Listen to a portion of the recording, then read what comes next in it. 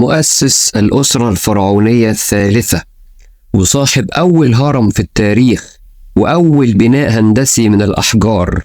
الفرعون الوحيد اللي بنى لنفسه مقبرتين مش مقبرة واحدة.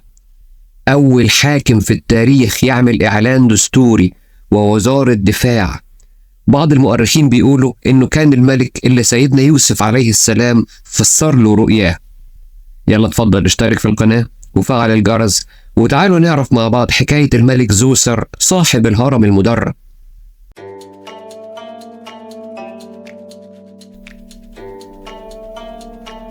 اتولد الملك زوسر سنة 2686 قبل الميلاد، واسمه بالكامل زوسر نثرخت، ومعناه الجسم الإلهي، وكمان أخذ لقب جسر يعني المقدس. والده هو الملك خاعسخموي، ووالدته هي الملكة دماعة حاب. في خلاف على فترة حكمه. المؤرخ منيتون بيقول إنه حكم مصر لمدة 29 سنة، من سنة 2640 قبل الميلاد إلى سنة 2611، في حين إن بردية تورين الشهيرة اللي بتأرخ لحكام مصر الفرعونية بتقول إنه حكم مصر 19 سنة ما بين سنة 2630 وسنة 2611، وهو الفرعون الوحيد في بردية تورين اللي اسمه مكتوب باللون الأحمر تمييزا ليه عن بقية الفراعنة، وهو فعلا كان متميز قوي. أسس الأسرة الفرعونية الثالثة في الدولة القديمة، وهو أول فرعون ينشئ جيش نظامي. قبل عهده كانت الناس وقت الحرب بيجوا من كل مكان عشان يشاركوا في الحرب، وبعد نهايتها يرجعوا تاني لمدنهم وقراهم، حاجة كده زي نظام التعبئة العامة واستدعاء الاحتياطي دلوقتي. لكن الملك زوسر كون جيش نظامي من جنود محترفين شغلتهم القتال وقت الحرب والتدريب وقت السلم، وأنشأ حاجة كده زي وزارة الدفاع دلوقتي، مصلحة حكومية تعتني بشؤون الجيش والجنود. وهو أول حاكم في التاريخ يعمل نظام المناطق العسكرية. قسم حدود مملكته إلى مناطق أطلق عليها اسم أبواب المملكة، وعين على كل منطقة منها حاكم عسكري كان يلقب بشسمتاه يعني مرشد الأرض. وكانوا مرشدين الأرض دول ليهم الكلمة العليا حتى على حكام المقاطعات اللي هم زي المحافظين دلوقتي. كمان عمل حرس للحدود، يعني جنود متمركزين طول الوقت على الحدود بيحموها، وعندهم نقط حصينة حواليها أسوار عالية وفيها تموين يكفيهم فترة طويلة لو حصل عليهم هجوم أو حصار، لدرجة إن الملك زوسر أقام سور من الحجارة بطول 12 كيلومتر من أسوان إلى فيلة عشان يمنع القبائل النوبية من إنها تدخل أرض. مناطق عسكرية ووزارة دفاع، احنا مش حاسين إن احنا بنتكلم على دولة عصرية حديثة زي اللي في زماننا ده. على فكرة مش عايزين ننسى إن الكلام ده حصل من 4600 سنة، بس فعلا مصر هي مهد الحضارة قبل التاريخ ما يتولد. زوسر كانت عاصمته مدينة منف اللي اسمها بالإنجليزي منفيس، واللي أسسها الملك مينا موحد القطرين أو الأرضين. وطبعا الملك مينا ده هنعمل له فيديو لوحده عشان ده حكايته حكاية. وفي عصرنا الحديث تم اختيار موقع مدينة منف اللي هو في ميت رهينة في البدرشين في محافظة الجيزة عشان يبقى موقع المتحف المصري الكبير. الملك زوسر كان أول ملك في التاريخ يعمل إعلان دستوري. أيوة، إعلان دستوري. أصدر دستور من 13 مادة تحدد صلاحيات الحاكم وصلاحيات رئيس البلاط الملكي اللي هو زي رئيس ديوان رئاسة الجمهورية دلوقتي، وكمان صلاحيات الكاهن الأعظم اللي هو زي رئيس الوزراء دلوقتي. وكمان وضع حد أقصى لفترة حكم الفرعون وهو 30 سنة. قبل كده كان الفرعون بيفضل يحكم لغاية ما يتوفى. دستور ورئيس ديوان ورئيس وزراء من 4600 سنة. هي دي مصر الفرعونية، أصل الحضارة كلها.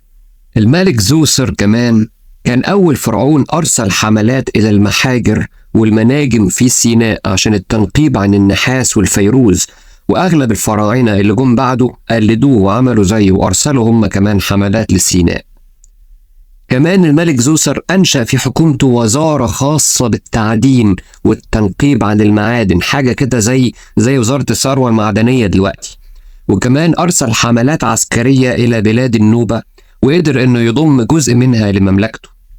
أما سبب شهرة الملك زوسر طبعا الهرم المدرج اللي بناه في منطقة سقارة، واللي أشرف على بنائه المهندس والطبيب الفرعوني الشهير إمحتب، اللي بلغت شهرته حد كبير قوي خلى الناس فيما بعد يعبدوه بصفته إله الطب. هو إلى جانب كونه مهندس كان كمان بيعالج المرضى.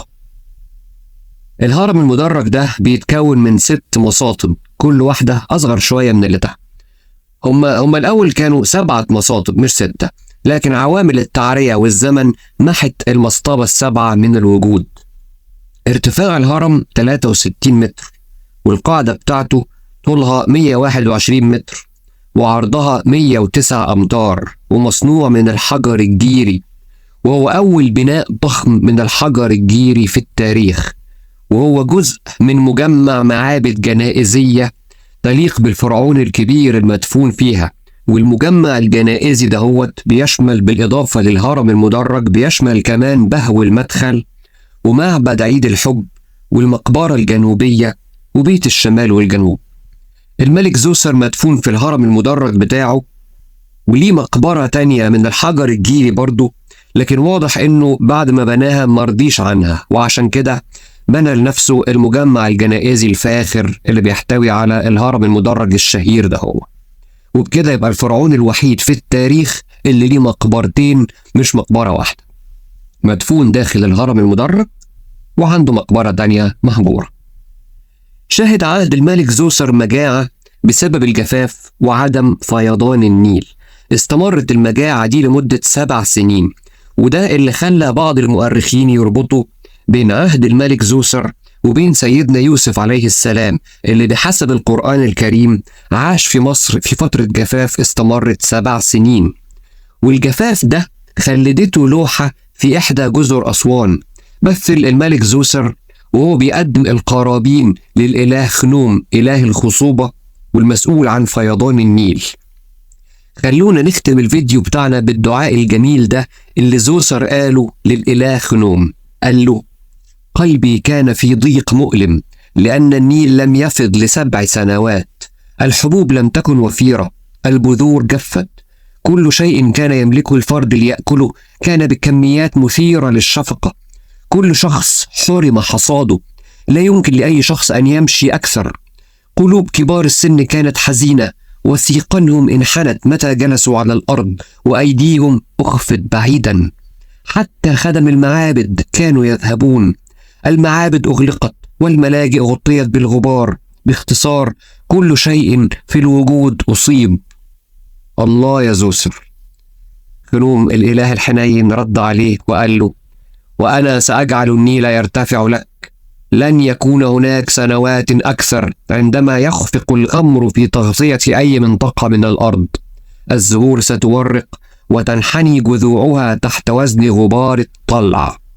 وبالفعل، ولو هنعتبر ان القصة بتاعت سيدنا يوسف حصلت في عهد زوسر، فعلا بعد 7 سنين العجاف جه عام فيه يغاث الناس أغيثوا وجالهم خير كتير. حكايات الفراعنة مش بتخلص ولسه عندي منها كتير قوي. أتمنى يكون الفيديو عجبكم، ما ننساش بقى اللايك الجميلة، ومستني أعرف رأيكم في الكومنتات، واللي لسه ما اشتركش في القناة يتفضل يشترك ويفعل الجرس عشان يوصلوا إشعار مع كل فيديو جديد أنزله من حكايات الفراعنة والحضارة المصرية القديمة.